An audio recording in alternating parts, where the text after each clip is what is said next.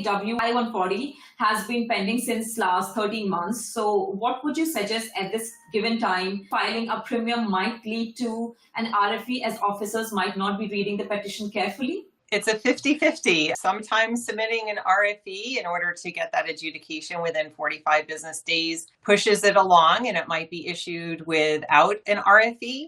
And sometimes if that case is sitting on an officer's desk and they're like, I don't want to do it that quickly, they might issue an RFE so that they can get additional time to process it. So in those situations, I always say it's kind of a 50-50. I don't like to say this a lot, but kind of go with your gut with assessing that situation and deciding if you want to file to upgrade it to premium processing. But we don't have any definitive statistics that say upgrading to premium processing definitely, more than 50% will result in an RFE. We don't have any definitive stats like that. So.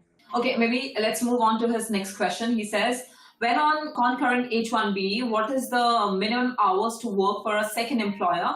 How should concurrent H-1B hours be specified in petition if the hours vary per week from 1 to 10 hours depending upon employer?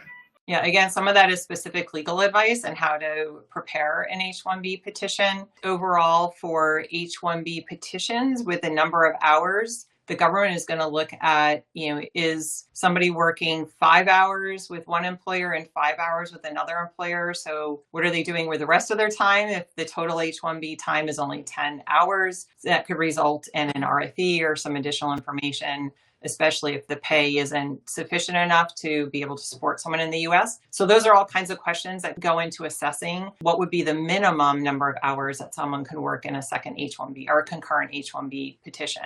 So it depends on how many hours are being worked in petition number 1, and then how many hours might be worked in petition number 2. So it does require an analysis of the whole situation.